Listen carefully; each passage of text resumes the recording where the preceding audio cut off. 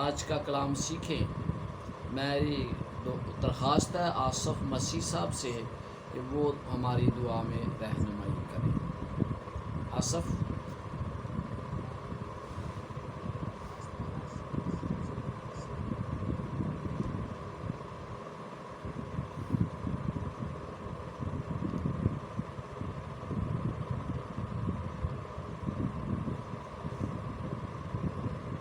میری آواز آ رہی ہے آصف؟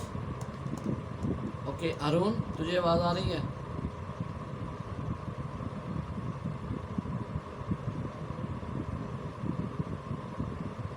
ٹھیک ہے، اوکے ارون دعا کرو۔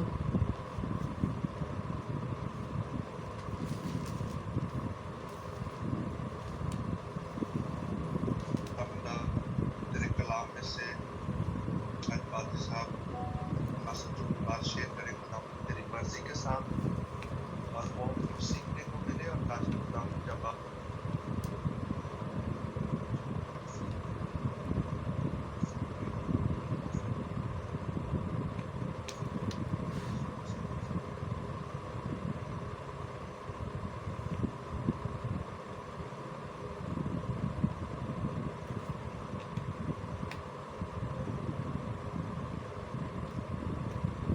Thank you very much. میری لائن کٹ گئی تھی لیکن میرا خیال ہے دعا جو ہے وہ ختم ہو چکی ہے۔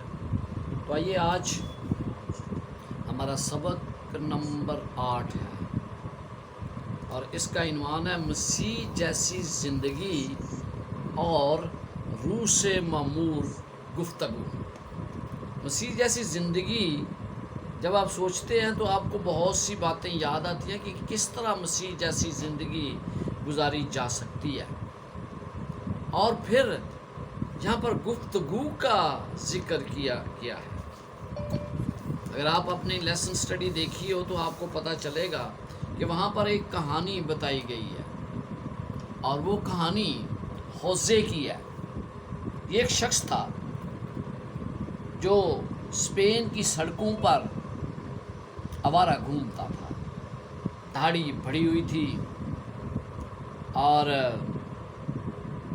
کوئی ڈھنگ کا لباس اس نے نہیں پہنا ہوا تھا۔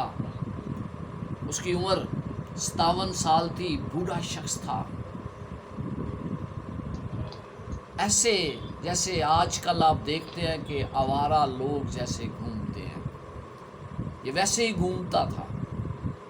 اور پھر ایک دن جو سیلون کی ایک ملکہ تھی، اس نے اس کو بلا لیا۔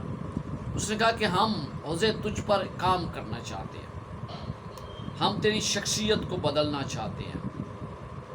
ہوزے نے اس کی اجازت دی، اور اس نے اپنی ٹیم کو کہا کہ اس کا حلیہ بدل دو۔ انہوں نے اس کا حلیہ بدل دیا، اس کو نئے کپڑے پہنا دیے گئے۔ اور جب اس نے اپنے آپ کو شیشے میں دیکھا تو اس کے آنسو بہنے لگے۔ کیا یہ میں ہی ہوں؟ وہ اپنے آپ سے کہتا ہے، میں تو بدل گیا ہوں، کوئی مجھے پہچانے گا نہیں۔ اس نے مزید یہ کہا، یہ میری شکل ہی تبدیل نہیں ہوئی بلکہ میری ساری زندگی تبدیل ہو گئی ہے۔ آج ہم افسیوں 4 باب اور اس کی 17 سے 32 آیات دیکھیں گے۔ یہاں پولس رسول ایمانداروں میں تبدیلی کی بات کرتا ہے، ایسی تبدیلی جو پچھلی زندگی کو مکمل طور پر بھلا دی جائے اور پھر نئی زندگی کو اپنا لیا جائے۔ یہ ایسی تبدیلی کی بات کر رہا ہے، ایسی تبدیلی جو ایمانداروں کی باطنی شخصیت کو بدلتی ہے، نہ کہ ہوزے کی طرح ظاہری شخصیت کو۔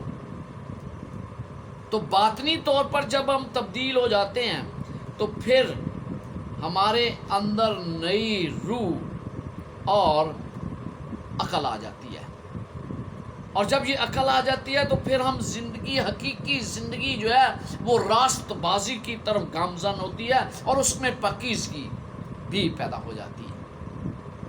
یہ ہے تبدیلی جو پولس رسول مجھ سے اور آپ سے توقع کرتا ہے۔ ہوزے کو میک اپ کیا گیا، جس کی وجہ سے وہ فرق نظر آنے لگا. لیکن مسیح جو ہے اس میک اپ سے نہیں بلکہ دل کے تبدیل ہونے سے تبدیل ہوتا ہے. آئیے یوں ہی آج ہم اس پر غور کرتے ہیں تو مجھے یقین ہے کہ اس کو سننے کے بعد میری اور آپ کی زندگی میں بھی تبدیلی آ سکتی ہے. روح القدس مسلسل اس دنیا میں کام کرتا ہے اور جو لوگ گناہ بری زندگی گزار رہے ہیں انہیں اس زندگی کو ترک کرنے کے لیے بلا رہا ہے. جب لوگ اس بلاہٹ کا جواب دیتے ہیں تو یسوع مسیح میں نئی زندگی میں تبدیلی آ جاتی ہے. جو شخص روح کے ذریعے تبدیل ہوتا ہے وہ کیسی زندگی نہیں گزارتا جیسی اس کی زندگی پہلے گزر رہی تھی.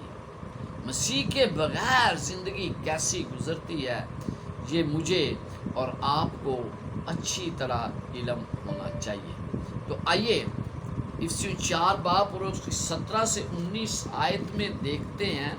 اس سے پہلے کہ میں یہ پڑھوں آیت، آئیے 4 باب اور اس کی پہلی آیت میں پڑھنے لگا ہوں. بس میں جو خداوند میں قیدی ہوں تم سے التماس کرتا ہوں کہ جس بلاوے سے تم بلائے گئے تھے اس کے لائق چال چلو. جس بلاوے سے تم بلائے گئے تھے اس کے مطابق چال چلو. یہاں پر آپ نے دیکھا. اور دوسری 17 آیت، اس لیے میں یہ کہتا ہوں اور خداوند میں جتائے دیتا ہوں کہ جس طرح غیر قوم میں اپنے بہودہ خیالات کے موافق چلتی ہیں تم آئندہ کو اس طرح نہ چلو. آپ کو پتہ چل رہا ہے یہ پہلی اور 17ویں آیت میں تقریباً الفاظ ایک جیسے، یعنی وہ اب بھی پہلی 16 آیات میں وہ بیان کرتا ہے کہ حقیقت میں انسان جو ہے وہ کس طرح کلیسیا کے اندر یکجہتی پیدا کر سکتا ہے، کس طرح کلیسیا اتحاد ضروری ہے. اور پھر 17ویں آیت میں وہ اس کی عملی تصویر پیش کرتا ہے اور وہ بات ایک ہی کر رہا ہے. اس کا مطلب ہے کہ مسلسل وہ اتحاد چاہتا ہے کلیسیا کے اندر.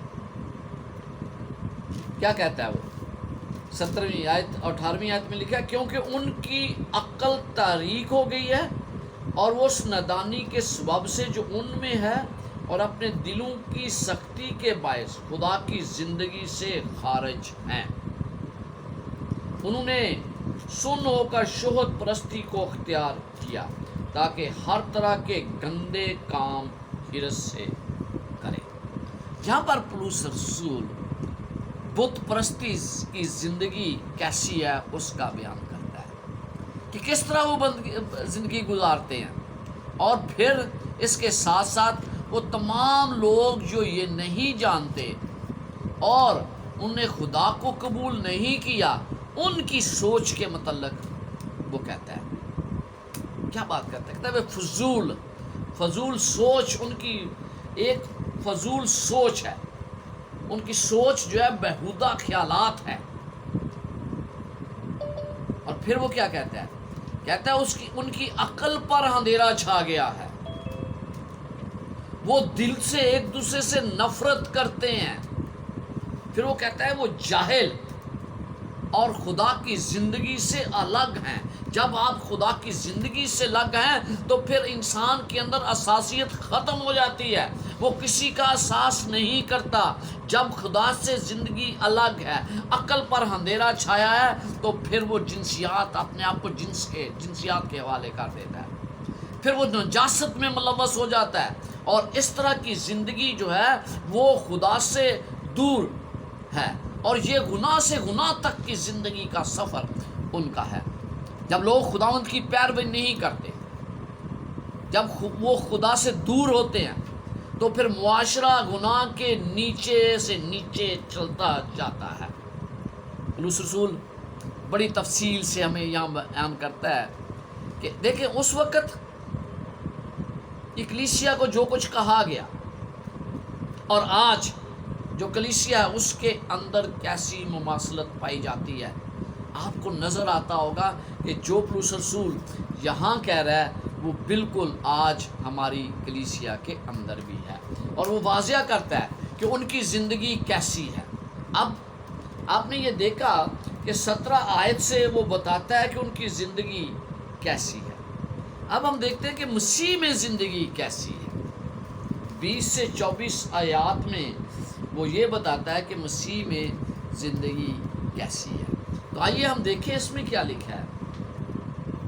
مگر تم نے مسیح کی ایسی تعلیم نہیں پائی۔ جو کچھ وہ اوپر بیان کر چکا ہے، وہ کہتا ہے کہ تم نے ایسی زندگی نہیں پائی، ایسی تعلیم نہیں، بلکہ تمہاری تعلیم اس کے برعکس ہے، بلکہ تم نے اس سچائی کے مطابق جو یسوع مسیح میں ہے اسی کی سنی اور اس میں یہ تعلیم پائی کہ تم اپنے اگلے چال چلن کی اس پرانی انسانیت کو اتار ڈالو جو فریب کی شہوتوں کے سبب سے خراب ہوتی جاتی ہے، اور اپنی عقل کی روحانی حالت میں نئے بنتے جاؤ، اور نئی انسانیت کو پہنو جو خدا کے مطابق سچائی کی راست بازی اور پاکیزگی میں پیدا کی گئی۔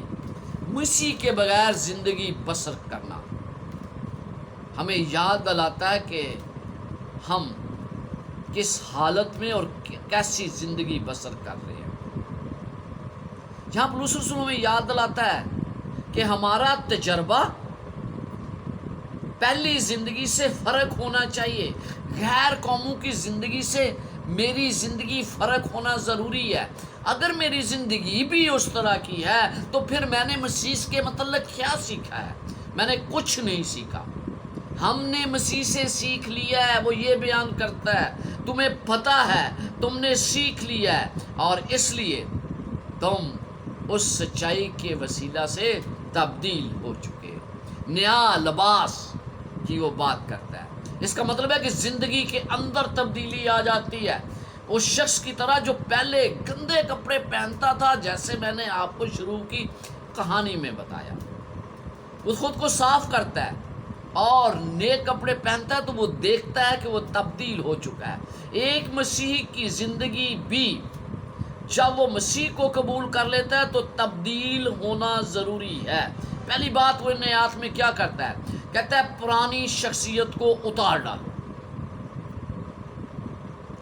چھوڑ دیں اس زندگی کو جس میں پہلے زندگی بسر کی جا رہی تھی، جو ایسی زندگی جو مسیح کو قبول کرنے سے پہلے زندگی تھی، اس کو مجھے ترک کرنے کے لیے کہا گیا ہے۔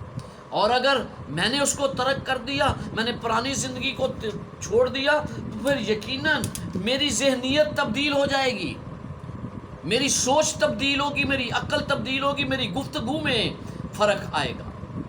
تو اس لیے میرا ذہن مکمل طور پر تبدیل ہوگا، اثر نو اس کی تجدید ہوگی، اور پھر یسوع مسیح کی تعلیمات جو ہیں وہ میرے لیے سب سے بڑھ کر ہوں گی۔ میں ان کی روشنی میں چلوں گا، وہ میرے لیے مثال ہوں گی، وہ میرے ذہن میں نقش ہو جائیں گی، اور میری تمام طرح کا چال چلن انہی تعلیمات کے مطابق ہوگا۔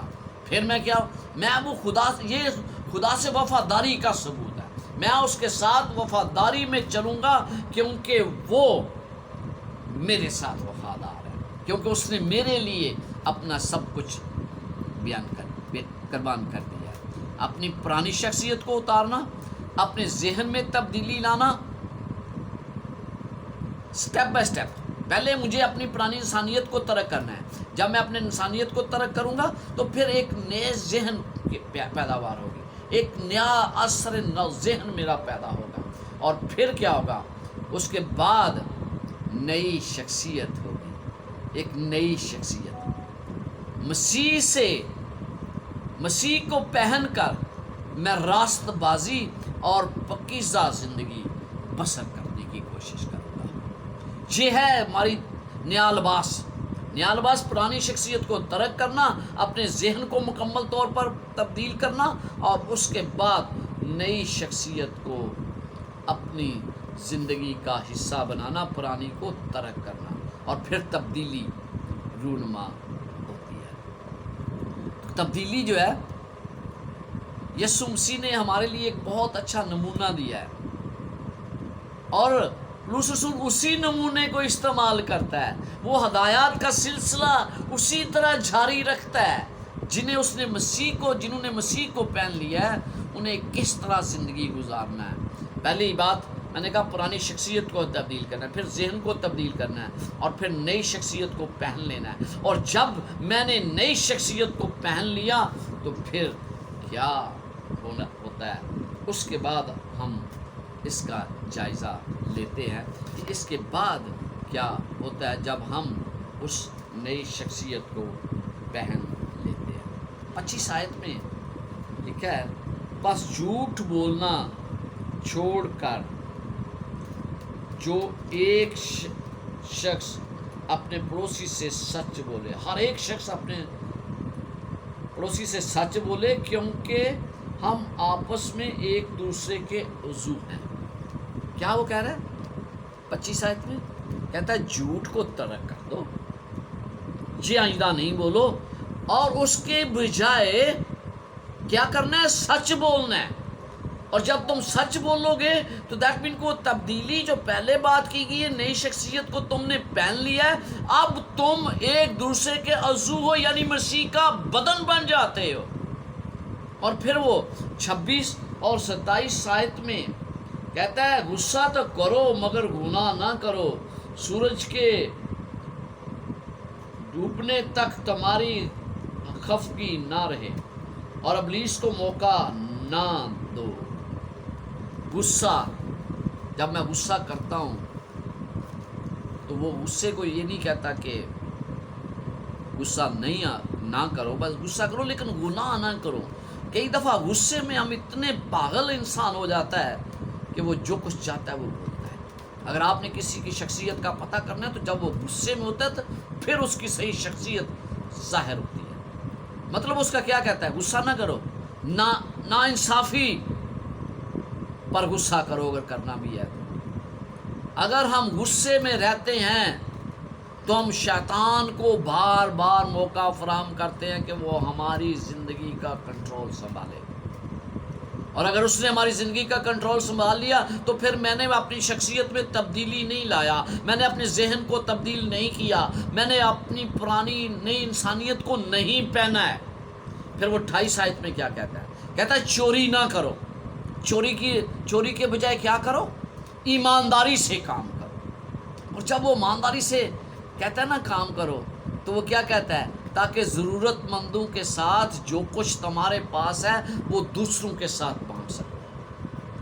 یعنی چوری کو چھوڑو، جو پہلے تم کسی دوسرے کا مال چراتے تھے اس کو ترک کر دو. اب تم ایمانداری سے کام کرو، اور ایمانداری سے کام کرو تاکہ تمہارے پاس کچھ دینے، محتاج کو دینے کے لیے کچھ ہو. مطلب یہ کہ تم لینے کی بجائے دینے والے بن جاؤ. یہ تبدیلی آتی ہے، یہ ہے نئی انسانیت کو پہننا. پھر وہ 29 آیت میں کیا کہتا ہے؟ کہ گندی باتوں سے پرہیز کرو. آئیے 29 آیت پڑھتے ہیں. کوئی گندی بات تمہارے منہ سے نہ نکلے، بلکہ وہی جو ضرورت کے موافق ترقی کے لیے اچھی ہو، تاکہ اس سے سننے والوں پر فضل ہو. گندی باتیں نہ نکلے. کیسی باتیں منہ سے نکلے؟ جو دوسروں کے لیے فائدے مند ہو، جو دوسروں کے لیے باعث برکت ہوں، جس سے دوسروں کے کردار کی تعمیر ہو، جس سے دوسروں کا بھلا ہو. ایسی باتیں ہو، یعنی ایسی گفتگو کرو جو دوسروں کے لیے تعمیر کا باعث بنے. دوسروں کو اکھاڑنے والی نہیں بلکہ انہیں تعمیر کرنے والی، انہیں اوپر اٹھانے والی تعلیم بنے. یہ ہے وہ باتیں جو خدا ہم سے چاہتا ہے، تاکہ جو کوئی سنے اس کا فائدہ ہو. تو ہم اس کیا دیکھتے ہیں یہاں پر پولس رسول ہمیں زندگی گزارنے کا نیا طریقہ بتاتا ہے. جب ہم پرانی زندگی کو چھوڑ کر اپنے ذہن کو تبدیل کرتے ہیں، نئی شخصیت کو پہن لیتے ہیں، تو پھر نئی شخصیت کے اندر وہ اصول بیان کرتا ہے کہ کس طرح مجھے اور آپ کو اس زندگی کو تبدیل کرنا ہے. پھر اس کے بعد وہ کیا کہتا ہے؟ افسیوں 4 باب اور اس کی 30 آیت، 4 باب اور اس کی 30 آیت میں یوں لکھا ہے،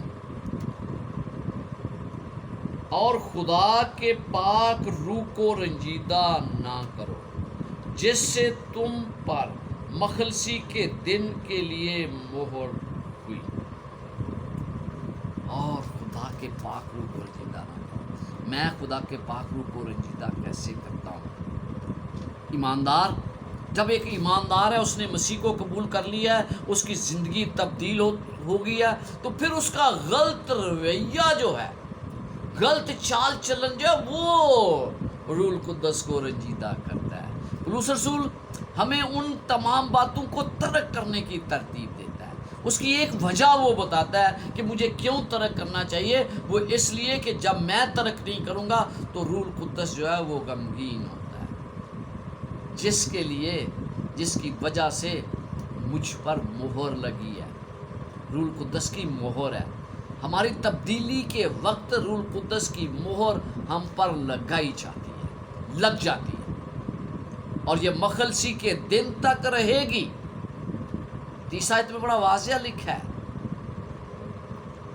آئیے افسیوں 1 باب اور اس کی 13 آیت پڑھتے ہیں۔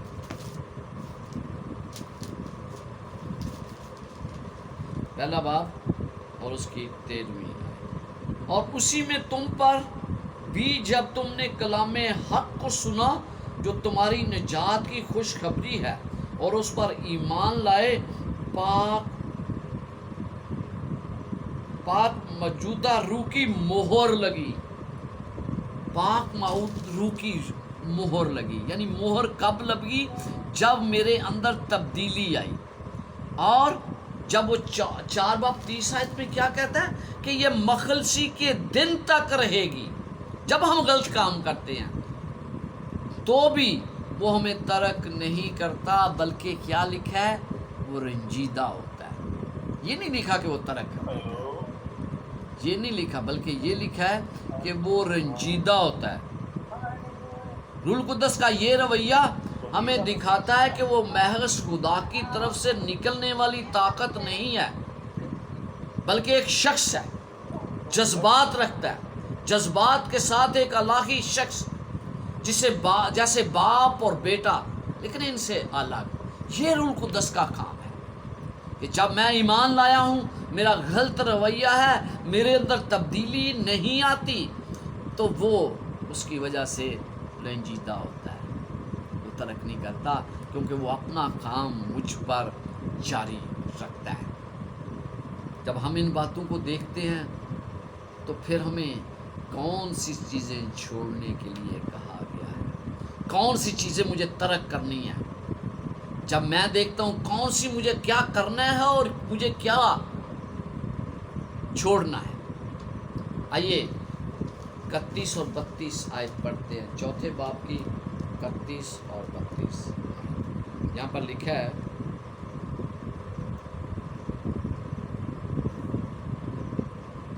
ہر طرح کی تلخ مزاجی اور قہر اور غصہ اور شور و گل اور بدگوئی، ہر قسم کی بدخوائی سمیت تم سے دور کی جائیں۔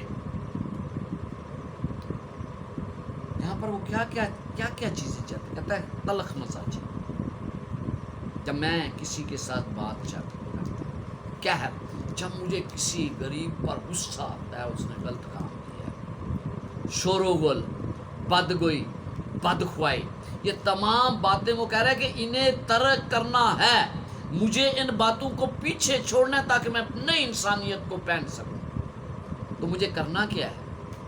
آئیے اگلی آیت میں وہ بتا دیتا ہے، اور ایک دوسرے پر مہربان اور نرم دلی سے دل رہو، اور جس طرح خدا نے مسیح میں تمہارے قصور معاف کیے ہیں، تم بھی ایک دوسرے کے قصور معاف کرو۔ مہربان، نرم دل، معافی، یہ چیزیں وہ چاہتا ہے۔ کیوں مجھے ایسا کرنا ہے؟ کیونکہ خدا نے مسیح میں ہمیں معاف کیا ہے، اس لیے مجھے وہ تمام کچھ کرنے کے لیے کہا گیا ہے۔ خداوند کے خاندان کے درمیان ہماری گفتگو اور ہمارے اعمال کیسے ہیں، اور اس سے بڑھ کر یعنی کلیسیا کے اندر، اور اس سے بڑھ کر ہمیں رحم دلی، نرم مزاجی اور معافی کی طرف آنا ہے۔ ہم ایک دوسرے کو معاف کریں، اور یہ معیار جو ہے، یہ اعلیٰ معیار مسیح نے ہمارے لیے تشکیل دیا ہے۔ ہم قائل ہو جاتے ہیں اس اعلیٰ معیار کو قائم کرنے کے لیے جو مسیح نے، جس کی مثال ہمارے سامنے رکھی ہے، جو خدا نے ہمیں مسیح میں دیا ہے، اس معیار کو ہم قائم رکھتے ہیں اور باقی تمام چیزوں کو چھوڑ دیتے ہیں۔ سیونتھ ڈے ایڈوینٹسٹ ایک خاندان کے اندر، اور ہمیں اس میں ترقی کرنی ہے، ہمیں ایمان کی تعمیر کرنی ہے، ہمیں دوسروں کے حوصلے کو بڑھانے کی خواہش کرنا ہے تاکہ دوسروں کا حوصلہ بڑھے۔ ہمیں اتحاد اور محبت کے ذریعے مسیح کی بلاہٹ کو یاد کرتے رہنا ہے۔ میں ان لوگوں کی باتوں کو اجاگر کرنے کے لیے زیادہ توجہ دینا چاہتا ہوں، زیادہ توانائی صرف کروں گا جو میرے ایمان کے مطابق چلتے ہیں۔ بہت سے لوگ ہم دیکھتے ہیں ہمارے ایمان کے مطابق نہیں چلتے، اور زیادہ تر ہمارا وقت ان کے کاموں میں گزر جاتا ہے، انہیں چھوڑ دے۔ ہاں، میرے لیے اور آپ کے لیے ضروری ہے کہ جو ایمان رکھتے ہیں ہم زیادہ سے زیادہ اپنی قوت ان کے ساتھ لگائیں تاکہ وہ اس کام کو کریں جو خدا نے انہیں دیا ہے۔ جب میں کسی سے اختلاف کرتا ہوں، کلیسیا کے اندر یا باہر، ساتھی ایمانداروں پر اپنا احترام واضح کرنا ہے۔ جو میرے ساتھ کام کرتے ہیں احترام کا دامن کبھی نہ چھوڑے۔ جو میرے ساتھ اس پاکستان میں خدا کے کارگزار ہیں، اختلافات اپنی جگہ، لیکن مجھے دیانتداری کے ساتھ، مسیح کے ساتھ وابستگی رکھتے ہوئے اپنے فرض کو ادا کرنا ہے۔